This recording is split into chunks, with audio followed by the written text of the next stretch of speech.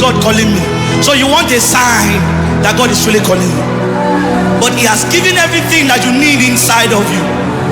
And all you need to do is just to say, Master. Ce soir, par la grâce du Seigneur, je vais parler de quelque chose. Ce n'est pas en dehors du thème que j'ai commencé par développer depuis avant-hier. Je parlais de quoi? De la prospérité. Je vous ai révélé des choses qui peuvent bloquer notre prospérité. Il y a une chose qui mine le corps de Christ. Alléluia. Amen. Mais au même moment, il y a un aspect de cette formule-là qui est caché, que notre adversaire utilise contre nous. Et nous ne voyons pas ça venir. Mais ça existe en nous. Et ça se manifeste toujours. La dernière fois, nous avons dit, éloigne-toi du chemin qui conduit chez lui. Éloigne-toi de la porte. Éloigne-toi de sa porte. Alléluia. Amen. Et nous tous, nous sommes convaincus que si nous nous éloignons de cette porte, si nous nous éloignons de ce chemin, nous serons sauvés et gardés. Et cela est devenu notre mentalité. Et nous les chrétiens, ou les jeunes chrétiens, nous disons un nous. Oh, moi je suis à l'église. Je n'ai pas un copain. Je n'ai pas un fiancé ou une fiancée. Mais il y a quelque chose. Tu as vu le chemin qui conduit chez lui et chez elle. Personne ne te voit chez une fille ni chez un garçon. Chez une femme ou bien un homme. Oh, en ton âme et conscience, tu viens de l'église, tu es à l'aise. Parce que personne ne te voit sur ces chemins-là. Mais la Bible dit, notre ennemi, il ne vient pas pour nous attaquer d'un seul coup. Il rôde autour de nous. Il cherche quelqu'un qui va dévorer. Amen. Alléluia. Amen. Maintenant, on ne te voit pas sur le chemin et on ne te voit pas à cette porte. Tu es chez toi à la maison, mais il rôde.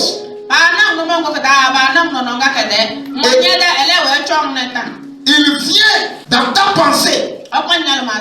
Il expose une chose qui n'est pas de toi, mais qui est de lui devant toi. C'est ça le désir. Le désir ne vient pas de Dieu. Le vouloir vient de Dieu. Le pouvoir vient de Dieu. Mais le désir vient du diable. C'est lui qui crée le vouloir et le pouvoir en nous.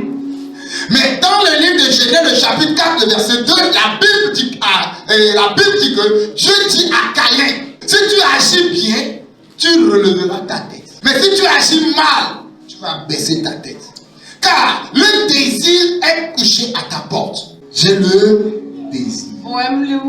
Lorsque ce désir commence, c'est que le péché est touché à ta porte. Maintenant, qu'est-ce qui se passe? Nous avons fui la porte, nous avons fui le chemin. Mais nous n'arrivons pas à fuir le désir. Et dans notre chambre, nous seuls. Dans notre toilette, nous seuls. Sur notre lit, nous seuls. D'autres, comme les garçons, ont du savon dans leur douche. Et des filles ont de l'huile, ou bien je ne sais pas quoi, sur leur couche, à leurs cheveux. Et parce qu'elle ne va pas chez un homme, tout le monde voit qu'elle est la bougie de l'église. Alléluia. Et elle arrive à parler avec le désir qui est couché à sa porte. Ce désir, c'est le péché qui est couché à ta porte. Et il te parle dans ta pensée. C'est comme un esprit qui vient te faire la cour. Oh, si tu vas chez un homme, on dira que tu as commis quoi? La fornication. Oh, si tu vas chez une femme, on va dire que tu as commis l'adultère. Si toi seul dans ta chambre avec l'huile et puis tu arrives à te satisfaire, est-ce que c'est un péché aussi? Comment un homme ou une femme seule peut faire ce que la Bible dit que un homme quittera son père et sa mère s'attacheront et vont devenir une seule chair. Et tu vas penser que tu es seul.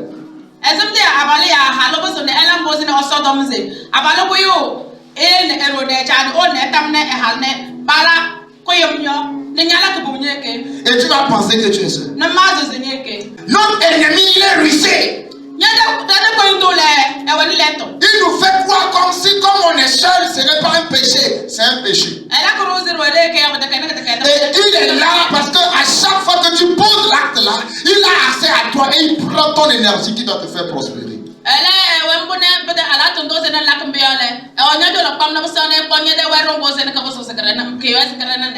Mais toi tu dis en toi, non, je ne suis pas allé vers un homme. Non, je ne suis pas allé vers une femme. Non, je suis seul. Qui t'a dit que tu es seul? Alléluia. J'ai dit mon message est en deux, mais en une seule. Ce désir qui n'est pas de toi, mais qui est couché à ta porte, vient de quelqu'un d'autre. C'est le diable. C'est lui qui a péché dès le commencement. Et il te séduit à emboîter ses pas aussi. Pourquoi?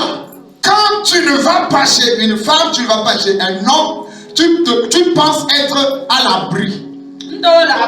Ça, ce n'est pas un problème. C'est plus qu'un problème même. C'est une ruse du diable qu'il utilise pour nous avoir.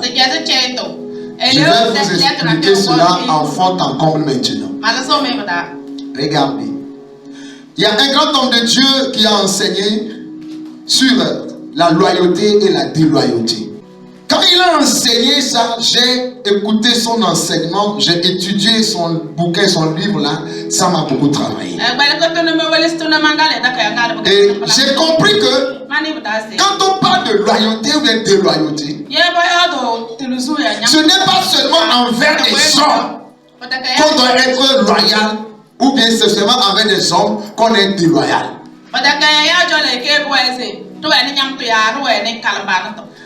Tu peux être loyal envers toi-même.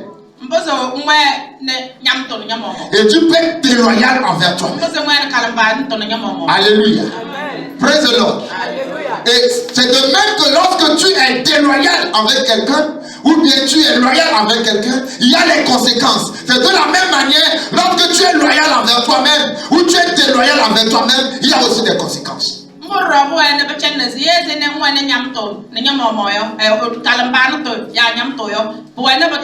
Et ce grand homme de Dieu a dit dans son livre qu'il y a un général qui avait une bataille menée contre une ville. Il avait 4 colonnes pour combattre la ville. La porte de la maison est fermée. Mais la porte est fermée. Personne ne sort de l'intérieur et personne ne rentre. À un moment donné, ces officiers étaient fatigués. Et un d'entre eux s'approcha du général et dit: Monsieur le général, comment tu comptes atteindre cette ville-là? Et il a dit: oh mon ami, ne t'en fais pas. J'ai ma 5e colonne qui est à l'intérieur. 5e colonne. Donc je pensais que tu n'as que 4 colonnes. Il dit non. J'ai 5 colonnes. Et ma 5e colonne est déjà à l'intérieur de la ville. Oh, praise the Lord. Hey, je vais détruire la ville là. Pourquoi? Parce que j'ai ma 5e colonne à l'intérieur. Ce général, c'est Satan. La 5e colonne dont il parle, c'est le désir que toi tu as. Par ton désir, tu seras détruit. Tu ne peux jamais rentrer dans ta destinée. Parce que tu n'es pas arrivé à résister à ce mauvais désir là qui monte en toi. Et tu l'as laissé gagner ton cœur. Alléluia. Tout comme Caïn a laissé ce désir emporter son cœur. Qu'est-ce qui est arrivé à Caïn finalement? Il a tué son frère. Alléluia, alléluia.